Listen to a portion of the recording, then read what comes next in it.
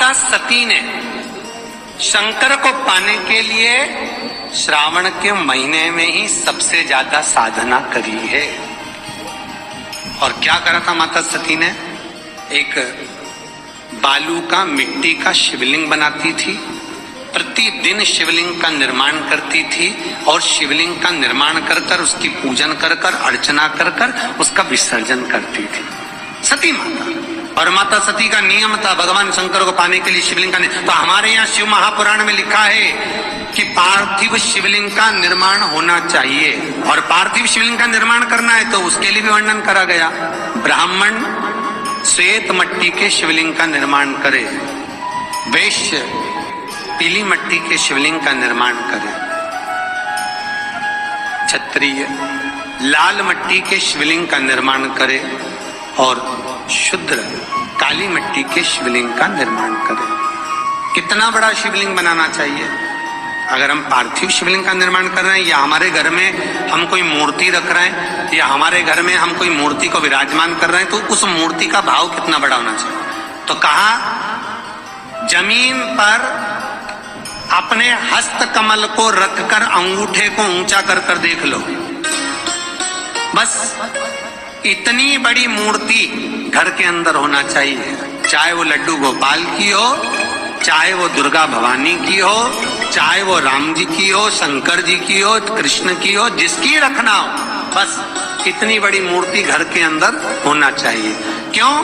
इससे बड़ी अगर मूर्ति होती है तो जैसे मंदिर में सेवा होती है उतनी सेवा की उसको जरूरत पड़ती है, और अगर इससे छोटी मूर्ति होती है, जितनी छोटी होगी उतनी सेवा कम करना पड़ती है। तो मूर्ति जितनी छोटी होगी उतना सुख प्रदान करेगी, उतना आनंद देगी। पर श्रावण के महीने में यदि आप रोज शिवलिंग नहीं बना सकते तो पूरे महीने में एक बार शंकर का शिवलिंग का, पार्थिव शिवलिंग का निर्माण करना चाहिए, जरूर करना चाहिए।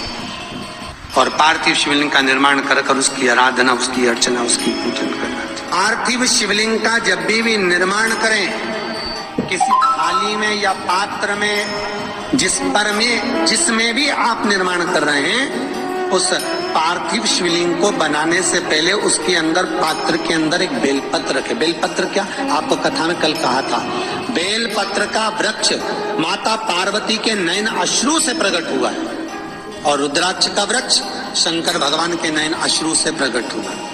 तो बेलपत्र रखकर फिर उसके ऊपर शिवलिंग का निर्माण करें, फिर उसके ऊपर शिवलिंग, उसका लाभ आनंदित हो, उसका सुख आनंदित हो, वो आनंद फल देने वाला होगा। कई लोग सीधे थाली में शिवलिंग बना देते हैं। माता पार्वती के हस्त कमल पर शिवलिंग का निर्माण है। माता हस्त कमल सुख देने के, तो भगवान शंकर के शिवलिंग का निर्माण करें। माता सती ने भी किया। यही श्रावण के महीने में माता सती शंकर भगवान के शिवलिंग का निर्माण करती है, पूजन करती है, अर्चना करती है। फिर शाम के समय उस शिवलिंग को मस्तक पर स्पर्श कर कर जलाशय में, कुंड में, जल में, बावड़ी में, कुएं में, तालाब में उसका विसर्जन करती है माँ। दूसरा कारण कहा, सती शंकर को इसी श्रावण में रिझाई थी, इसलिए शंकर को श्रावण अति प्रिय है। कि पहले आती है नवमी, फिर आवेगी एकादशी, देवसोनी। तो भंडारिया नवमी का मतलब क्या होता है? भंडारिया नवमी का स्मरण क्या होता है? अभी आपको कहा था 9 जगह पर बेलपत्र चढ़ती है। भंडारिया नवमी का मतलब ही यही है कि भगवान विष्णु सोने जाने से पहले नवमी तिथि के दिन 9 बेलपत्र भगवान शंकर को समर्पित कर कर, भगवान शिव के मंदिर में बैठकर भगवान शंकर की आराधना कर कर, भगवान विष्णु लक्ष्मी जी के साथ अपनी सृष्टि का कार्यभार 4 महीने के लिए शंकर जी को सौंप देते हैं भंडारिया नवमी के दिन। और एकादशी के दिन से, देवसोनी एकादशी के दिन जब भगवान सोते हैं, उस दिन से भगवान शंकर पूरे कार्यभार को देखते हैं। पूरे कार्यभार, जब कार्यभार सौंपा गया, भगवान शंकर सृष्टि का संचालन करने लगे, तब ब्रह्मा और विष्णु ने आकर शंकर जी की आराधना यही श्रावण के महीने में करी थी कि आपने पूरा कार्य अच्छे से संभाला। इसलिए शंकर को श्रावण अति प्रिय है। ये तीसरा कारण है शंकर को श्रावण प्रियता का।